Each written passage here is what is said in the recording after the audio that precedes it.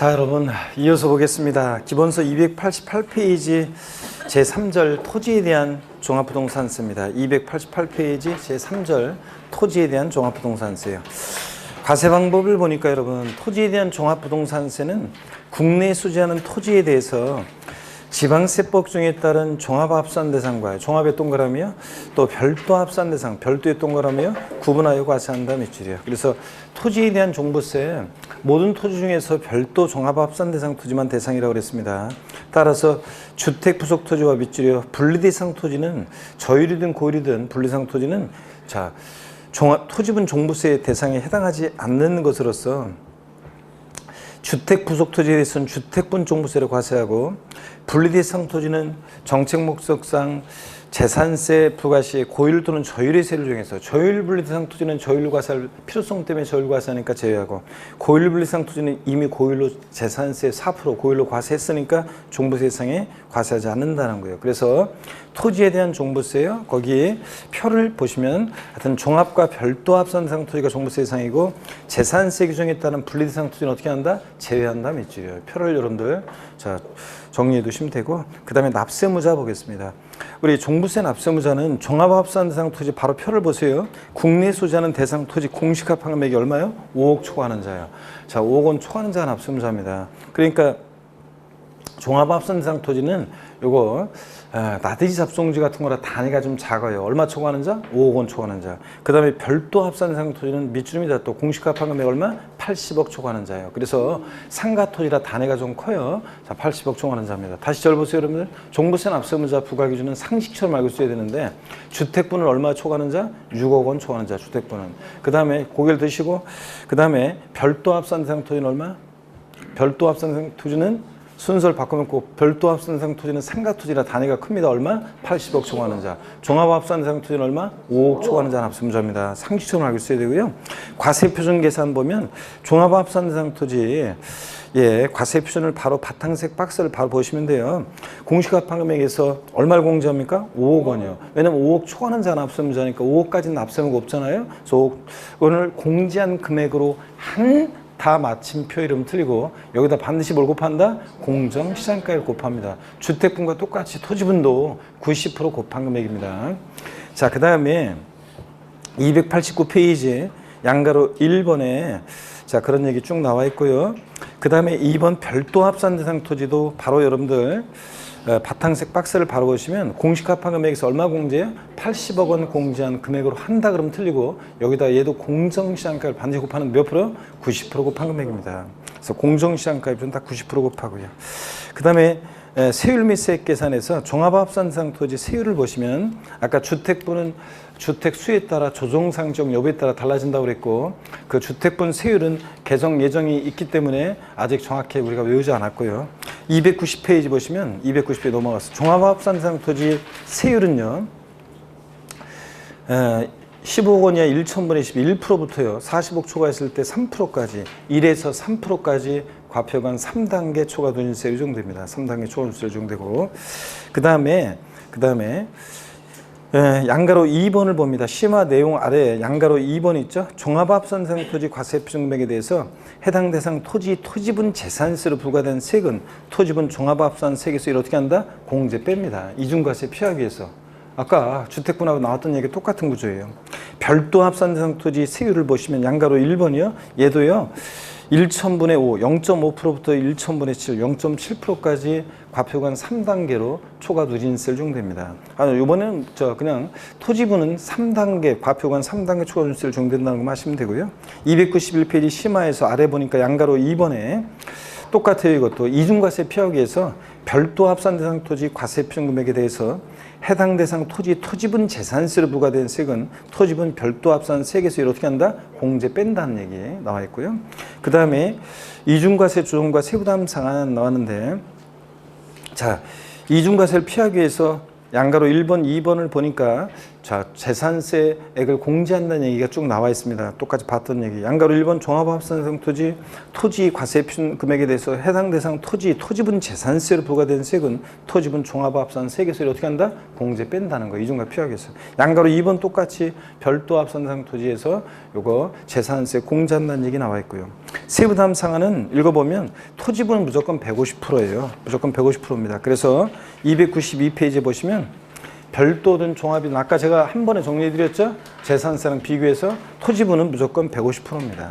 무조건 150%를 초과하는 세금 없는 것으로 하고요. 그 다음에 필수예제 문제 한번 보겠습니다. 필수예제 문제 보니까 토지의 종합부동산세에 관한 설명으로 틀린 거 그랬습니다. 1번에 과세기준일 현재 토지분 재산세 납세무자로서 국내에 소지하는 종합합산상 토지 공시가판금액이 자 얼마 초과하는 자 종합합산 5억 원을 초과하는 자는 해당 토지에 대한 종부세 납부 의무가 있다. 종합합산은 5억 초과하는 자. 2번 별도 합산 대상 토지에 대한 종부세 과세 표준은요. 납세무자별로 해당 대상 토지 공시합산 금액에서 얼마 공제? 80억 공제하고 여기서 끝나면 안 되고 공정시장가의 비율 몇 프로요? 90% 곱한 금액으로 합니다. 3번 종합합산 대상 토지에 대한 종부세 세액인 토지분 종합합산세액은 과세표준의 0.2에서 0.5까지 3단계 초과세를 정해서 계산한 금액으로 한다는데 이거는 별도 합산 대상 토지가 그렇고 종합합산 대상 토지는 세율이 좀 높아요. 1에서 3%까지 3단계 초과세율입니다. 1에서 3%까지 3단계 초과세율이에요. 근데 여기 지금 1에서 3%까지인데 해설에 보니까 잘못되어 있네요. 해설이 여기 옛날에 이랬었는데 개정이 된 게 반영이 안 돼 있네요. 1에서 3%까지입니다. 그래서 지금 3번이 틀렸다고 돼 있잖아요. 왜 틀렸냐면 자 아까 표에서 봤잖아요. 1에서 몇 프로요? 3%까지입니다. 1에서 3%까지 3단계 초과세율이에요. 종합합산상 토지는 1에서 3%까지입니다. 아까 교재는 제대로 돼 있었는데 문제가 수정이 안 돼 있는 것 같으네요, 이거. 자, 그래서 1에서 3%까지로 돼 있습니다. 종합합산상 토지. 아까 290페이지에 보시면 290페이지에 보면 1에서 3%까지로 표 맨 위에 290페이지 기본서 맨 위에 보면 1에서 3%까지로 돼 있잖아요. 1,000분의 10에서 1,000분의 30까지. 그죠?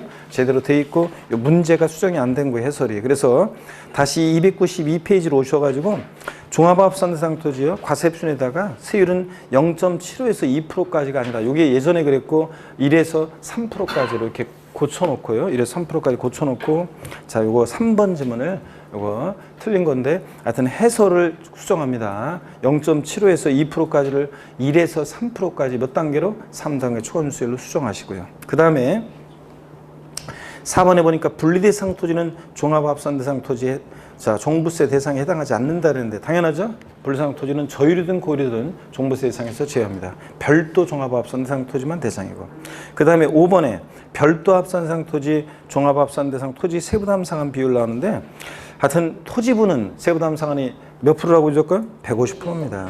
해당 연도에 납부할 재산세액과 종합부동산세 세액의 합계액인 이걸 총세액 상당이라고 하는데 총세액 상당액의 세부담 상한은 직전 연도에 부과된 총세액 상당 몇 프로라고요? 150%입니다. 토지분은 150%, 주택분도 2주택 이하 150%고 조정상 지역 내 2주택이 현재 200%인데 300%로 개정될 예정이고 3주택 이상이 300% 개정될 예정이에요. 아직은 정확히 못 외워도 괜찮습니다. 여러분들 나중에 다 외울 수 있도록 어차피 계속 반복합니다. 그 다음에 293페이지 제4절 부가와 징수입니다. 여러분. 자, 종부세에서 어떻든 간에 과세표준세율 또 과세대상 과세표준세율 부가징수 다 주의하셔야 되고요. 먼저 부가징수 보겠습니다. 과세기준일인데요. 종합부동산세 납세무 성립시기인 과세기준일은 밑줄입니다. 재산세 과세기준일은 언제다? 6월 1일로 합니다. 여러분. 자, 재산세랑 똑같고요. 부가징수 봅니다. 원칙 종합부동산세는 정부 부가가세합니다. 그래서 납부기간 봅니다. 관할 세무장은 종부세는 납부할 세액을 결정하여 납부기간 당연도 12월 1일부터 15일까지 부가징수한다 밑줄이고 상식처럼 알고 있어야 됩니다. 종부세 납기는요. 토지분이든 주택분이든 똑같아요. 무조건 12월 1일부터 언제? 15일까지입니다. 종부세 납기는. 그래서 12월 16일부터 30일 아니에요. 12월 1일부터 15일까지입니다. 시험에서 토지분, 종합합산대상 토지분에 대한 종부세 납기는 매년 9월 16일부터 9월 30일까지로 한다. X입니다. 재산세랑 헷갈리면 안 돼요. 재산세는 대상 종류에 따라 납기가 달라지는데 종부세는 무조건 언제다? 12월 1일부터 15일까지입니다. 뭐 주택분 부가징수세의 절반은 7월달, 나머지 절반 9월달 그럼 틀려요. 무조건 언제다? 12월 1일부터 15일까지입니다, 여러분. 그 다음에 양가로 2번 납세고지서 발부입니다. 관할 세무상은 종부세를 징수하고자 하는 때는 납세고지서에 주택 및 토지로 구분한 과세표준과 세액을 기재해서 자 밑줄입니다. 납부기 한 개시 며칠 전? 5일 전까지 발부입니다. 재산세도 똑같아요. 재산세도 납세고지서 발부할 때는 납기 며칠 전? 5일 전까지 발부입니다. 그 다음에 예외 신고납부인데요. 양가를 본 종부세를 신고납부 방식으로 납부하고자 하는 납세무자는 종부세 값과 세액을 역시 밑줄입니다. 당해연도 12월 1일부터 15일까지 신고해야 한다는 거. 그래서 종부세는 고지서가 날라오는 게 원칙인데 내가 휴통에 버리고 내가 신고납부하겠다 하더라도 언제까지 신고해야 합니까? 12월 1일부터 15일까지 신고해야 합니다, 여러분. 이 경우 관할 세무장의 결정은 없었던 것으로 본다. 내가 휴통에 버렸잖아요, 고지서. 그러니까 없었던 것으로 보고. 그래서 신고납부 선택하더라도 12월 1일부터 15일까지입니다. 그리고 양가로 3번 가산세 보시면 이게 어떤 얘기냐면 종합부동산세는 부가고지가 원칙이기 때문에 납세무자의 선택에 따라 신고납부를 허용하고 있으므로 무신고 가산세는 발생할 여지가 없다 이런 얘기. 따라서 종부세 가산세는 국세기본법에 따른 과소신고에 따른 가산세가 적용되는데요.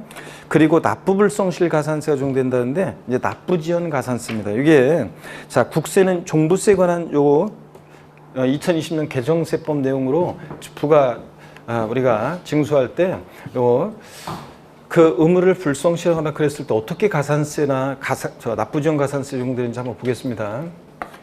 우리 교재 내용을 제가 수정해 드릴 테니까 잘 보세요. 정확히 알려드릴 테니까. 우리가 종합부동산세는 보세요. 종합부동산세는 원칙적으로 정부부가 과세하는데요. 우리가 조세 총론에 배웠어요. 원칙적으로 종부세는 정부부가 과세합니다. 관할 세무서장이 세금 계산해서 납세 고지서를 발부해서 부가가세하는데 그럴 때 정부부가 가세할 때 정부부가 가세하는 게 원칙인데 만약에 납부기한 내 고지서에는 납부기한이 있었을 텐데 납부기한 내에 세금을 만약에 미납부해요. 납부기한 내 미납부했다. 그러면 어떤 제재를 받냐면 납부기한 내 미납부하면 납부지연 가산세가 적용됩니다. 자, 우리가 납부지연 가산세는 종전에 가산금 규정과 납부불성실 가산세를 통합했잖아요. 그래서 납부지연 가산세 적용되는데 자, 종부세 고지서에 기재된 납부기한 12월 15일 12월 1일부터 15일까지 토지분이 주택분이든 납기를 할 때 12월 15일 하루만 딱 지나도요. 일단 3% 체납세액의 3%를 깔아놓고 종전의 가산금 규정인데 3% 깔아놓고요. 가산금이라는 것은 납세 고지서를 발부해서 징수되는 세금 납부기한 내 미납부하면 가산금이거든요. 근데 이제 종전의 가산금 규정이 납부지연 가산세랑 통합됐기 때문에 종부세처럼 고지서를 발부해서 징수되는 세금 납부기한 내 미납부하면 3%를 깔아놓고요. 그 다음에 이제 하루하루 지날 때마다 1일 0.025%로 납부지연 가산세 적용됩니다. 종전의 납부불성실 가산세가 1일 10만 분의 25, 0.025%씩 적용됐잖아요. 그거예요. 그래서 이렇게 적용됩니다. 이 3%는 고지서를 발부해서 징수하는 세금만 이렇게 3% 깔고 하루하루 지날 때마다 1일 0.025%입니다. 이렇게 적용되고요. 그 다음에 종합부동산세는 예외적으로 신고납부를 선택할 수 있잖아요. 그래서 신고납부를 선택했다 그러면 신고납부할 수 있는데 12월 1일부터 15일까지 신고해야 되고요. 근데 그 신고납부를 불성실하면 가산세가 적용되는데 그럴 때 무신고 가산세는 적용될 여지가 없다는 게 어떤 얘기냐면 보세요. 무신고 가산세는 적용될 여지가 없다. 어떤 얘기냐면 여기 보세요. 무신고 가산세는 적용될 여지가 없다.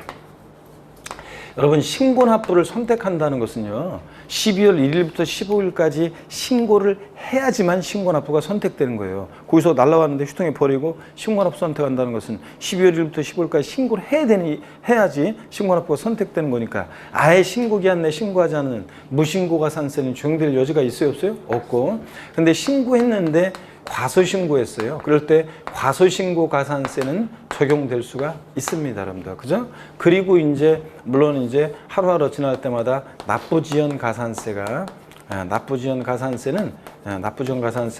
요거는 이제 1일 0.025%로 적용되는 거고요. 어떻든 간에 하여튼 과소신고가산세에 적용될 수 있습니다. 그래서 시험에 나왔던 것이 29회 시험 때 종합부동산세를 신고납부로 선택하는 경우에도 과소신고가산세는 적용되지 아니한다. O, X요. X입니다. 무신고가산세 적용되지 않는 거죠. 자, 그래서 이렇게 종부세는 이렇게 올해 2020년 개정세법에 따라서 원래는 가산금 규정이 적용됐었는데 고지서를 통해 징수할 때 비납부하면, 근데 올해부터는 이제 납부지연 가산세가 적용됩니다. 3% 깔고 하루하루 지날 때마다 일일 0.02%예요. 아시겠습니까, 여러분?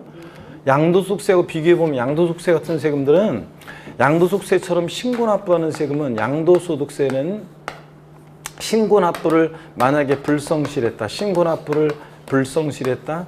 자, 그렇게 신고납부, 애초에 신고납부하는 세금들은, 그러면 양도소득세 같은 애들은 먼저 신고기한 하루만 딱 지나도 신고불성실 가산세 의무 위반의 정도에 따라 40, 20, 10% 이건 똑같아요. 종전하고. 근데 이제 하루하루 지날 때마다 납부불성실 가산세였었는데 이제 올해부터는 납부지연 가산세가 적용됩니다. 납부지연 가산세는 일일 0.025% 이렇게 적용돼요. 그러니까 여러분 차이점 보세요. 이렇게 납세 고지서를 발부해서 징수하는 세금은 납부지연 가산세가 3% 이렇게 하루만 지나도, 이 3%는 납세 고지서를 발부해서 징수하는 세금만 이렇게 3% 깔고 하루하루 지날 때 일일 0.02%.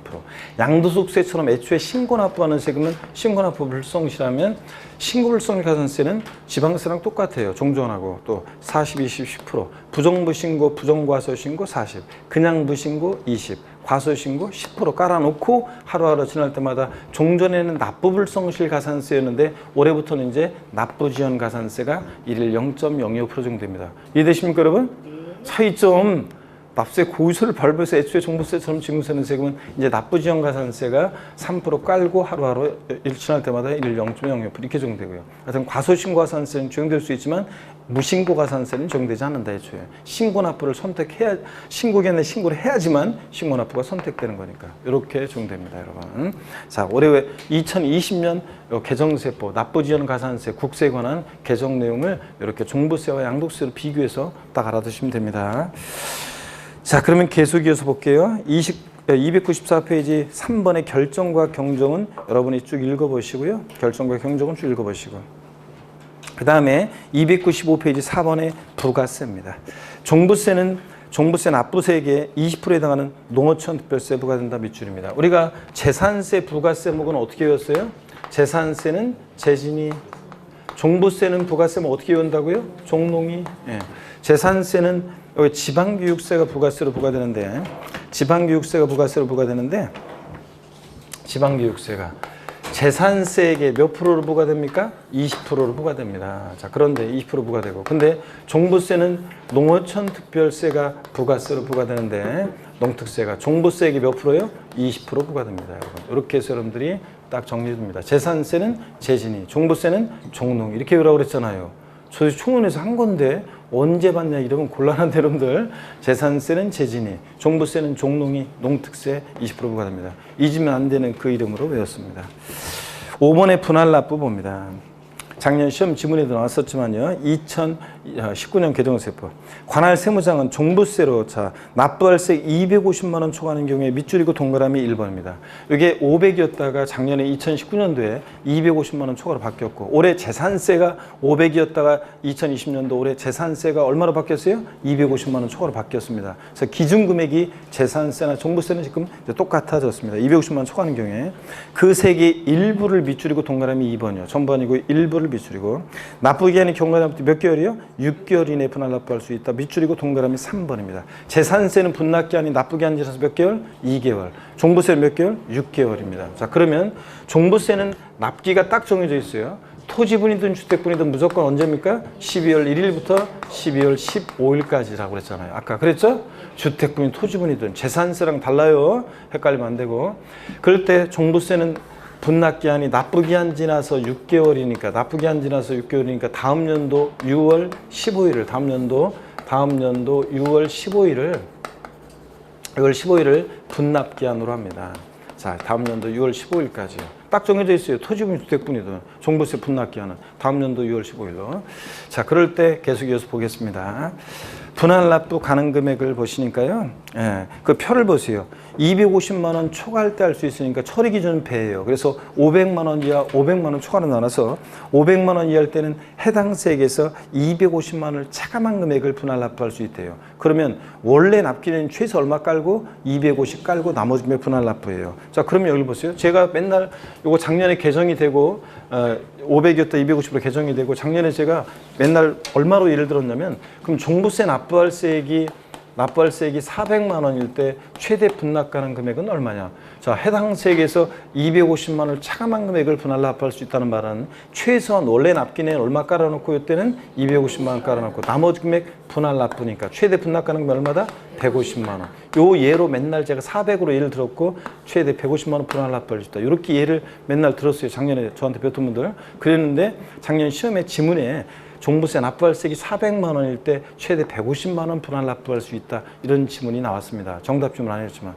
사람이 똑같아요. 예를 들을 때도 이렇게 얘가 이렇게 숫자가 똑같이 나오잖아요, 여러분들. 대충 500만 원 이하일 때 요렇게 요걸 묻고 싶을 때 최대 분납 가능하게 묻고 싶을 때 400이 일단 300으로 해도 그렇고 300으로 할 때 자, 납부할 세액이 300일 때 250 깔고 50만 원 분할 납부. 좀 모양새가 그렇잖아요. 그래서 요거 예를 들 때 400으로 제가 예를 듣는 게 제일 적절하더라고요. 그래서 이렇게 들었더니 역시 출제하는 사람도 그렇잖아요. 그럼 고민을 하니까 이렇게 150만 원 이렇게 해서 예를 들었습니다.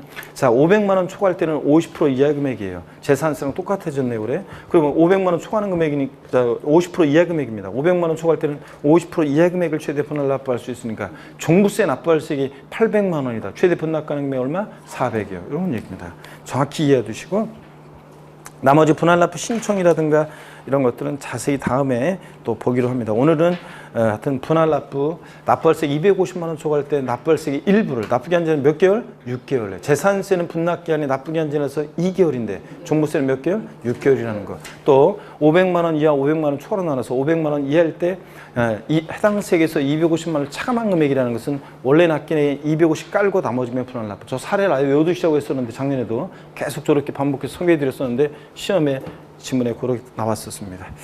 자, 문제를 보시면요. 문제를 보시면 기출문제 쭉 우리가 어디로 보시냐면 조금 복잡한 걸 한번 볼까요? 어디를 보시냐면 2번 문제를 한번 보겠습니다. 2번 문제를 한번 보겠습니다. 2번 문제. 수정 문제를 다 수정한 거라 200 문제 한번 보겠습니다. 2번 문제. 2번 문제를 보니까 종합부동산세 납법상 납세무 성립 시기가 2022년인 종합부동산세에 관한 설명으로 옳은 거랬습니다. 1번에 과세 1년제 주택 공시값 상환 금액이 5억 원인 자는 납세무가 있다. 주택권 얼마요? 주택권 얼마 초과하는 자가 납세무자였어요? 6억 초과하는 자, 6억 초과하는 자. 1번 틀렸고 2번 과세 기준일은 언제입니까? 6월 1일이고 재산세랑 똑같이 6월 1일이고 그 다음에 3번에 주택에 대한 과세 표준이 5억 원인 경우 적용될 세율은 1,000분의 3이다 그랬는데 요게 이제 지금은 요게 좀 문제가 요 3번 지문이 지금은 애매합니다. 일단은 여러분요 틀렸다고 보셔야 되는데 우리가 2주택 이하다 그러면 빵5 27 그랬어요. 현재는 0.5에서 2.7%까지예요. 빵5 27. 그러니까 최저가 0.5%니까 0.3% 무조건 틀린 거죠? 최저가 2주택 이하일 때 0.5%고 그 다음에 3주택 이상 그 다음에 조롱상정내 2주택은 이제 세율이 높아질 예정이지만 현재까지는 빵 63이 그러니까 0.6에서 3.2%까지요. 자, 그러니까 0.3% 무조건 틀린 거예요. 2주택 이하는 0.5%입니다. 최저가. 그래서 3번 틀렸고요. 5번 봅니다. 4번 관할 세무장은 납부할세 1천만 원 초과하면 물납으로 허가할 수 있다. 종부세, 양도세는 물납돼야 한대요? 안 됩니다, 여러분. 4번 정답이고. 그 다음에 5번 관할 세무장이 종부세를 부가징수하는 경우에 납세구세, 주택 및 토지로 구분한 과세표준과 세액을 기재해서 납기한 개시 며칠 전까지? 5일 전까지 발부해야 되고요. 이런 것들. 자, 그 다음에 넘어갑니다. 넘어가시면 3번 문제 그 1번 지문만 좀 한번 설명드려볼까요, 여러분들? 2020년 귀속 297페이지 3번 문제. 2020년 귀속 종합부동산세에 관한 설명을 틀린 거 1번 지문만 볼게요. 과세상 토지가 매매로 유상 이전되는 경우로서 매매계약서 작성일이 2020년 6월 1일이고 잔금지급 및 소유권 이전 등기일이 6월 29일인 경우에 종부세 납세무자는 매도인이다 그랬습니다. 여러분. 여러분 항상 종부세는 아이고 재채기 하나 올라오고 그러네. 죄송합니다. 여기서 재채기 하면 안 되는데. 자, 여기 봅니다. 예, 그 1번 지문 어떤 거냐면 1번 지문은 자, 종부세요. 재산세랑 똑같아요. 항상 언제 기준으로 판단해요? 6월 1일이요. 근데 지금 보니까 6월 29일 날 잔금도 치르고 등기까지 다 됐대요. 등기까지 다 됐답니다. 그러면 당연도 재산세는요.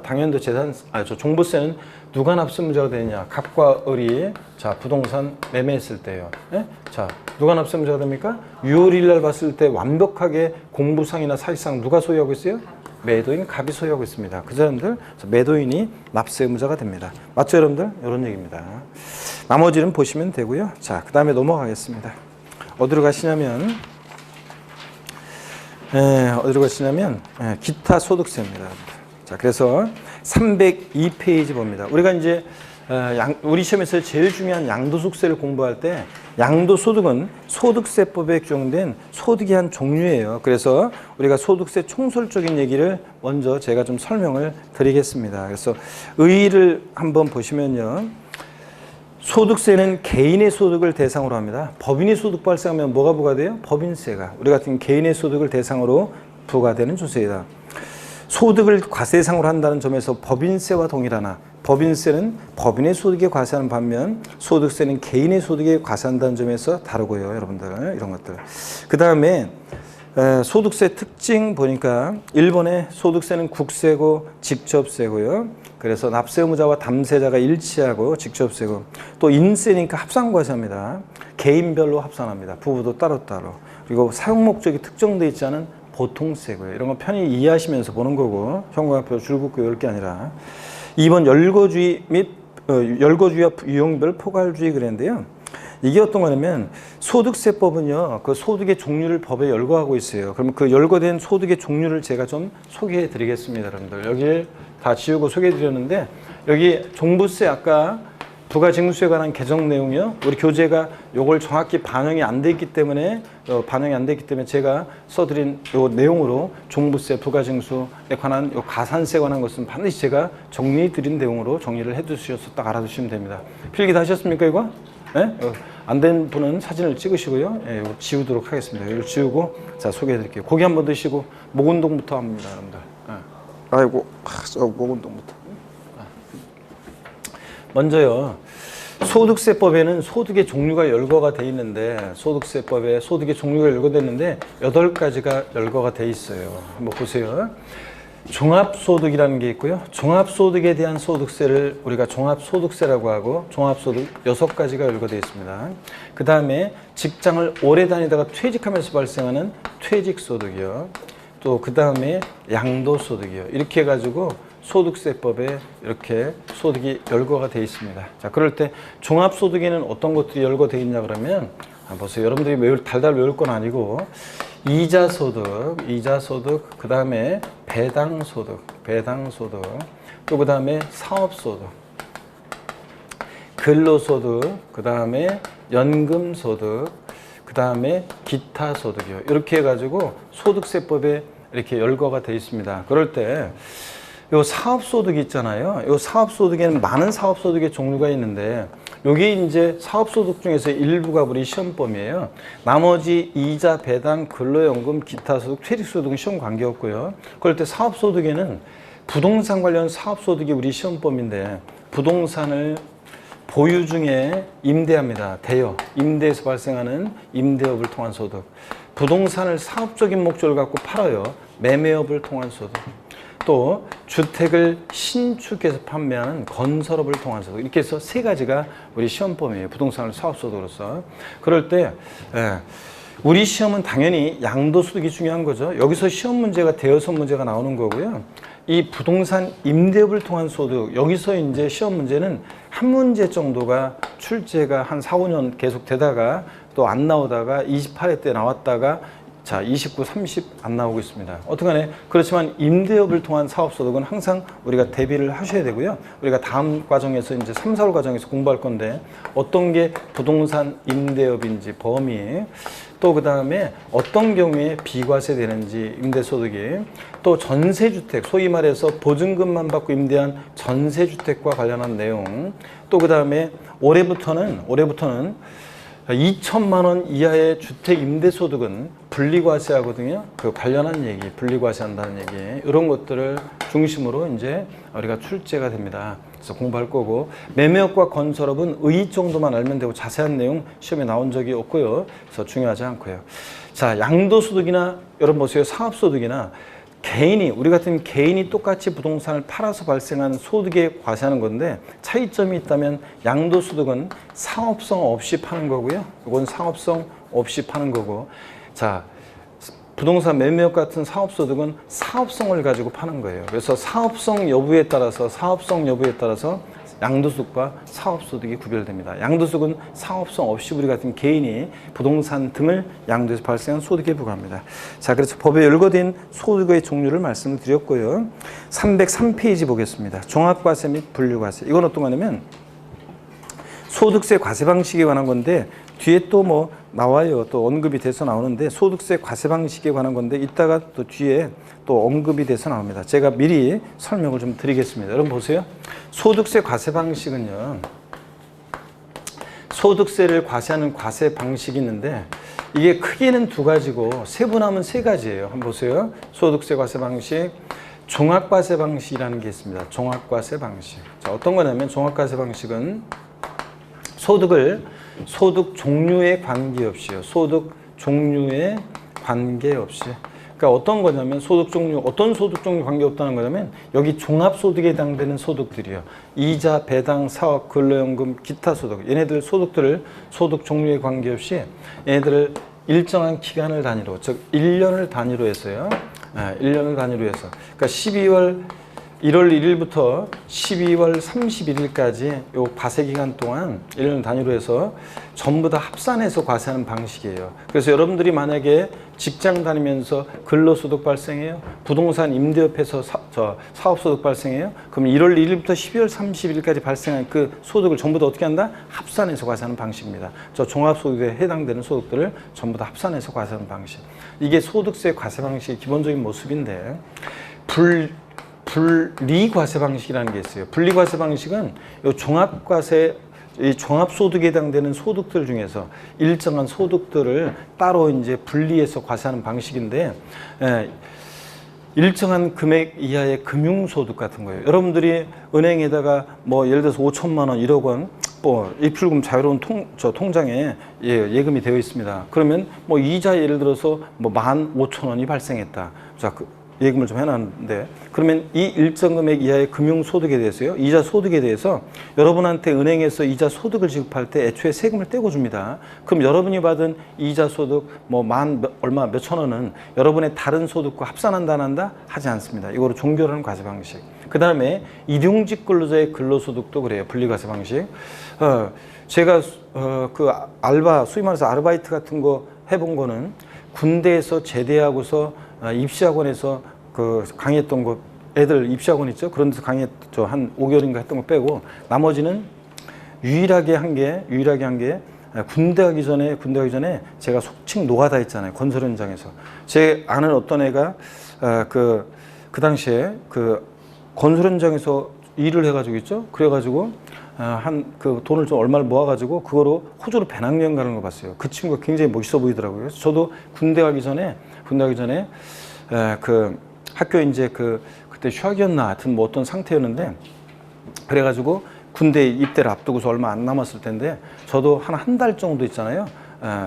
일을 하려고 그랬어요. 그래서 멋지게 일을 해가지고 제가 그 돈을 갖고서 뭐 부모님한테도 그렇고 뭐 저를 위해서 그렇고 유용하게 쓰려고 저도 그래서 그 아는 누나한테 부탁해가지고 무슨 방수 같은 거 하는 건설 현장에 그 조그만 회사에 그 가서 일을 하게 됐어요. 그랬더니 마포인가 어디 가가지고 무슨 빌딩에서 건물 옥상에서 무슨 방수 같은 거 하더라고요. 그래가지고 작업을 하는데 모래 같은 거 세면 이렇게 올려가지고 지고 올라가서 거기서 저 위에서 이제 뭐 하는 거였는데 하루 딱 갔다 오는 거였죠? 이런 생각이 들더라고요.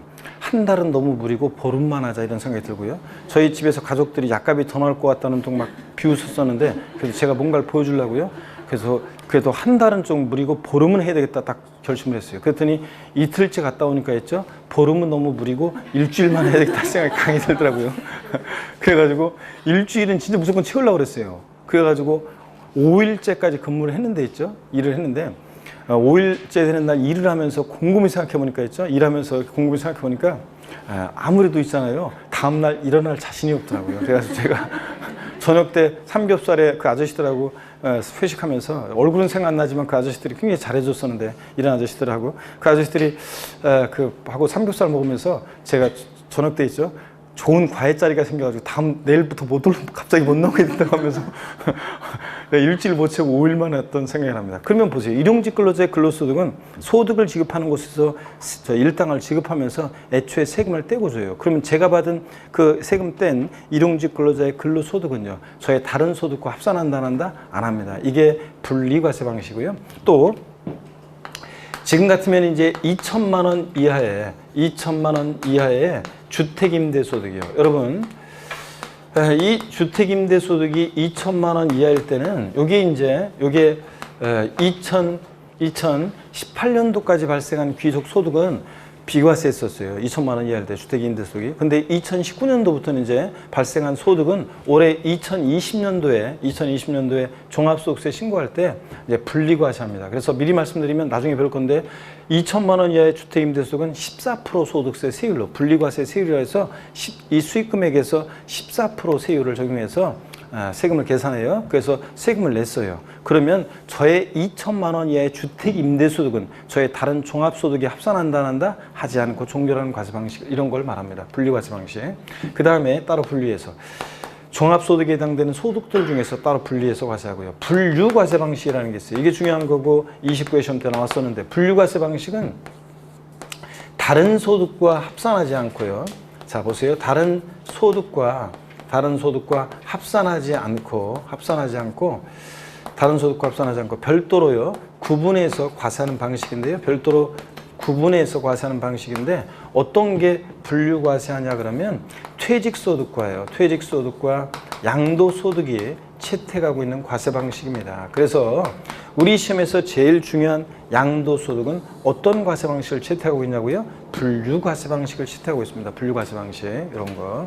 자, 그래서 당연하죠, 여러분들이 부동산 팔아서 양도세 계산할 때 여러분의 종합소득이나 퇴직소득과 합산해요? 아닙니다. 다른 소득과 합산하지 않고 별도로 어떻게 한다? 따로 양도소득만 구분해서 과세합니다. 그래서 시험에서 양도소득에 대한 과세 표준은 종합소득 및 퇴직소득에 포함하여 과세한다, 합산하여 과세한다 그러면 틀려요. 양도소득만 따로 어떻게 한다? 구분해서 분류해서 과세합니다. 아셨죠, 여러분? 양도소득만 따로 분류해서.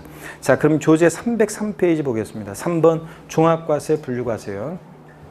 종합과세란 소득의 종류에 관계없이 모든 종합소득을요 하나의 과세 표준으로 합산해서 세액 계산 방법을 말하고, 반면에 분류과세란 소득의 종류별로 구분해서 별도의 과세표준과 세액을 계산하는 과세 방법을 말합니다. 뒤에 또 자세히 나와요. 현행 소득세법에서는 이자, 배당, 사업, 근로연금, 기타 소득에 대해서는 종합과세하고 퇴직소득과 양도소득은 분류과세하고요. 분리과세 설명은 없는데 뒤에 있다 좀 더 자세히 봅니다.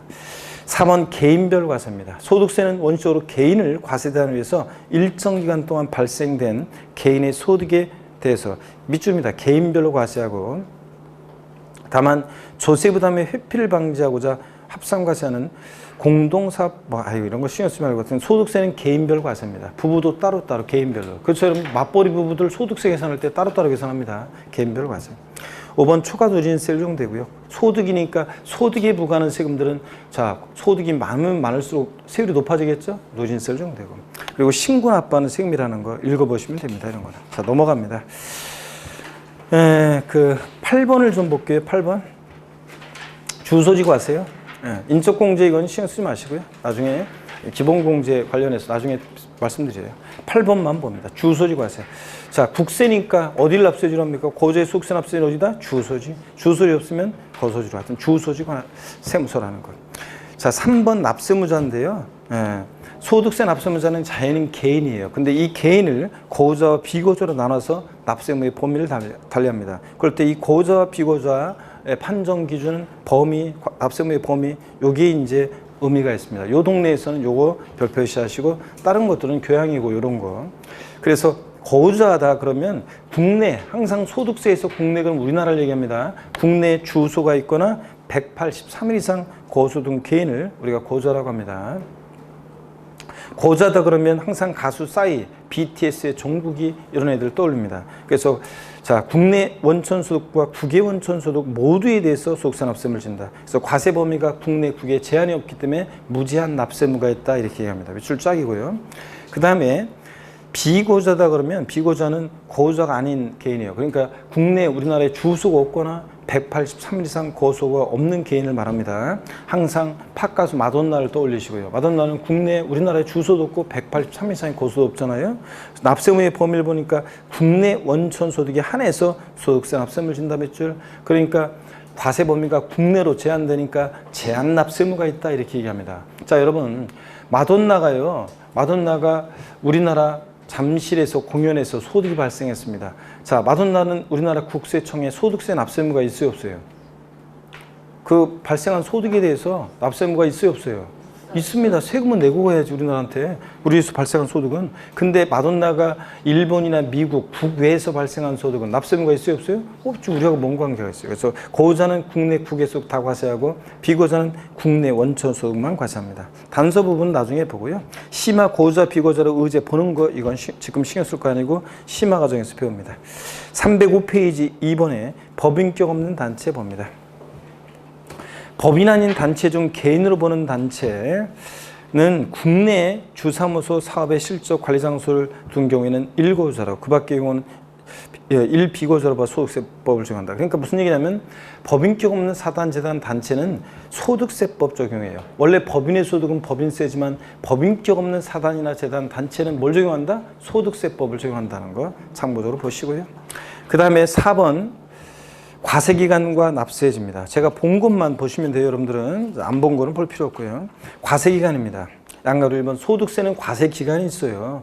세법에 의해서 국세 과세표준의 계산의 기초가 되는 그 기간을 말하는데 소득세는 1년을 단위로 합니다. 그래서 1월 1일부터 12월 31일까지 과세기간으로 합니다. 소득세는 소득이 발생할 때마다 소득세 신고하려면 1년 내내 소득세 신고하다 판나니까 과세기간이 있고 그 기간을 단위로 1월 1일부터 언제까지? 12월 30일까지 과세기간으로 합니다. 법에 딱 정해져 있어요. 나는 소득세 과세기간을 3월 1일부터 뭐 2월 28일까지로 할 거다 이런 거 안 돼요. 1월 1일부터 12월 30일까지고요. 306페이지 넘기니까 예외 고자가 사망했다 그러면 1월 1일부터 사망한 날까지 과세기간으로 하는 예외도 있긴 있습니다. 고자가 해외로 출국해서 국외로 출국해서 비구조가 될 때는 1월 1일부터 출국한 날까지를 과세기간으로 하는 예외도 있긴 있습니다. 출국일 전날로 바꿀 수도 있겠고요. 하여튼 과세기간 있다는 거 소득세는. 납세지 고자 비고자에 대한 소득세 납세는 다음과 같다 그래서 고주자일 때요. 국내 주소나 183일 이상 고소가 있는 고자일 때는 원칙 어디라고요? 주소지 관할 세무서요. 주소지가 둘 이상일 때는 주민등록법에 등록된 곳으로 하고 주소지가 없다 그러면 거소지로 합니다. 거소지가 둘 이상이면 생활관계가 보다 밀접한 곳으로 하고 하여튼 원칙 주소지, 국세니까 당연히 없죠. 주소지 없으면 거소지요. 비고자 양가로 2번을 봅니다. 비고자는 국내 주소나 183일 이상 거소가 없는 자니까 주소 고소지로 갈 수가 없잖아요. 그래서 국내 사업장이 있으면 사업장소지, 국내 사업장이 둘 이상이면 주된 국내 사업장소지고 국내 사업장이 없다 그러면 국내 원천 수익이 발생한 장소로 하고요. 그래서 이렇게 해서 납세지 고자일 때와 비고자일 때를 다 알아두셔야 됩니다. 기본적으로. 그 다음에 과세 대상 소득과 과세 방법 그래가지고요. 1. 과세 대상 소득의 구분. 양가로 1번 현행 소득세법은 과세 대상 소득을 이자, 배당, 사업, 근로연금, 기타 소득, 퇴직 소득, 양도소득의 8가지로 구분해서 제한적으로 열거하고 있는데요. 그럴 때 307페이지 핵심 정리 다 설명드렸습니다. 우리 소득세법에 열거된 소득이요. 종합소득의 6가지. 그리고 퇴직소득과 양도소득이 있다는 거. 퇴직소득과 양도소득은 어떤 과세 방식? 분류과세 방식이에요. 이 과세 방법 봅니다. 양가로 1번 종합과세 방식은 현행 소득세법은 이자 배당 사업 근로연금 기타 소득을 1년 단위로 전부 다 합산해서 과세하는 방식, 이게 종합과세 방식이고, 분류과세만 밑줄입니다. 양도소득, 퇴직소득은 종합소득과 합산하지 않고 별도로 어떻게 따로 분류해서 구분해서 과세하는 방식이라는 거 밑줄 쫙입니다. 그리고 넘어갑니다. 308페이지 양가로 3번 분리과세입니다. 308페이지 분리과세요. 이자 배당 근로연금, 일용직 근로자의 근로소득, 연금 기타 소득 중에서 일부는 종합 합산 과세하지 않고 원천 징수함으로 과세를 종결시키는 제도. 그래서 아까 일용직 근로자의 근로소득이나 일정 금액 이하의 금융소득은 소득을 지급하면서 애초에 세금 떼고 주죠. 그러면 받은 소득은 다른 소득과 합산하지 않는다는 거. 아까 말씀드렸죠. 2천만 원 이하의 주택임대소득은 14% 세율로 소득세 계산해서 내면은 그 2천만 원 이하의 주택임대소득은 다른 소득과 합산하지 않습니다. 이런 걸 뭐라고 한다? 분리과세 방식이라고 합니다. 자, 이렇게 해서 이 정도 이해하시면 되고요. 분류과세 방식이 29회 때 나왔었고요. 제2절 기타 부동산 관련 소득세는 부동산 임대업, 그 다음에 부동산 매매업 건설업은 우리가 다음 심화 과정에서 나중에 우리가 배웁니다. 지금은 넘어갑니다. 쭉 넘깁니다. 그래서 어디로 가시냐면 쭉 넘겨가지고 여러분 쭉 넘기셔서 어디로 가시냐? 320페이지 양도소득세로 갑니다. 양도소득세로 320페이지. 그러면 자, 일단은 이번 시간에 이렇게 하고 다음 시간에 우리가 좀 길게 보도록 하겠습니다. 그래서 320페이지 자, 잠시 쉬었다가 우리 제일 중요한 양도소득세를 본격적으로 보도록 하겠습니다. 잠깐 쉬겠습니다.